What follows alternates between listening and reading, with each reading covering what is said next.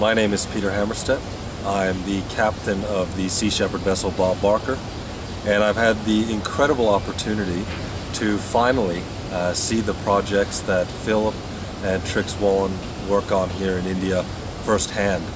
I've known Phil and Trix for over a decade, and during that time I've heard their incredible stories about their projects here in India, and their projects that in their explanations have sounded so magical that it's almost as if it couldn't possibly be true.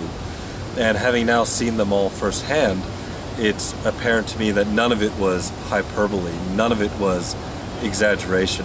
From the smiles on the faces of the kids at Morning Star to seeing the sloth bears in Agra walking free, no longer slaves to the dancing bear trade.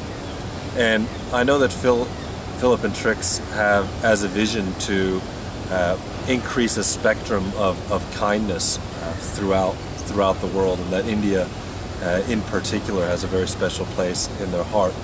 And what I've seen in India is that fully spectrum actualized, where Philip and Trix are engaged in animals, they're engaged in children, they're engaged in the sick and the elderly, they're engaged in nature. They come at these environmental issues and animal issues from a very holistic approach. And I think that's probably one of the things that I've learned the most from my trip here in India. The activists here in India are of a very different caliber than the West. They are activists in the truest sense of the word. I've never seen people so devoted to their missions, and it's because their missions are not just jobs but actually life callings. I've never seen people so humble. I've never seen people so committed to actually walking the walk.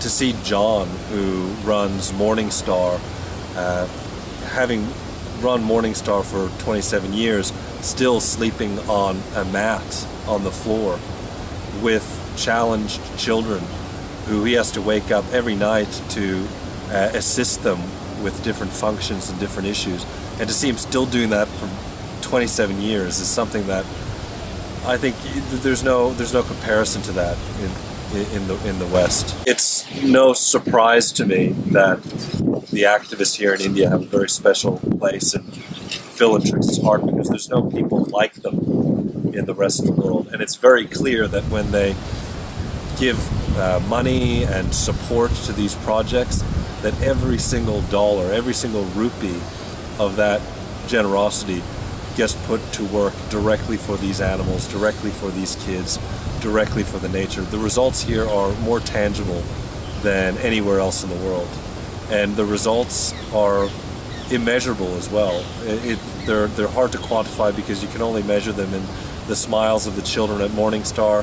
You can only measure them in the bears that are rescued from the dancing bear trade, and you can only measure them in the number of animals that are given shelter through Philip and Trix's many projects across this great country. I learned a lot on this trip. What was really affected me was the poverty here in India, and Philip and Trix are most known for their animal work. But what's really unique about their approach in their kindness efforts is that they integrate the human element in it. And I think activists here in India have learned that to help animals, it's impossible to be an animal advocate without addressing the human issues involved in those animal issues as well.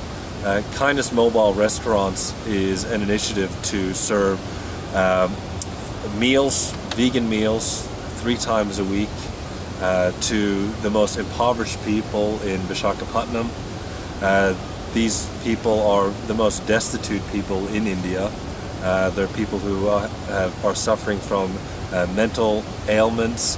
They're people who live on the street, and they're given these vegan meals, but it's not for nothing. They're expected to give something back in return, and what they give in return is a compassionate network of informers that can let the Visakhapatnam SPCA know if there's any animals in need, if there are any dogs that need medical attention. So these people who are given these warm, healthy vegan meals several times a week by Philip and Trix, in return, they're able to pay that forward by keeping their eye out for animals in need, by being able to then get those animals to the VSPCA, and really then completing a circle of empathy. One of the things that I've heard Philip often say is that the animal groups here in India are like the sea shepherd of the land.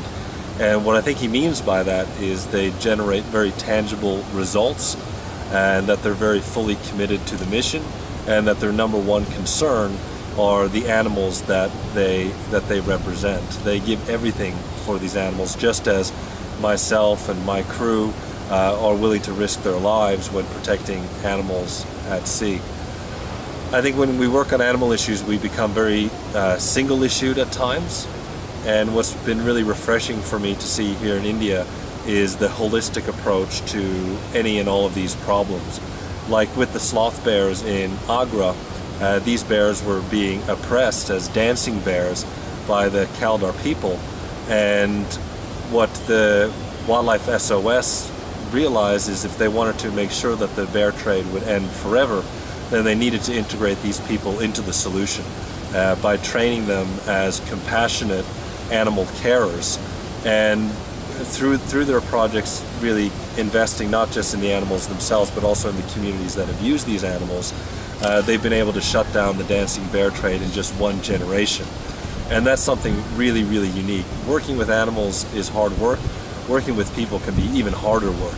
And so to see these Indian activists tackle these problems from every single angle is really inspiring for me, and that's something that I can take back with me to Sea Shepherd, because I think especially when you're out at sea and you're addressing these ocean issues, it's very easy to separate what's happening to these animals from issues of poverty and things like that on land.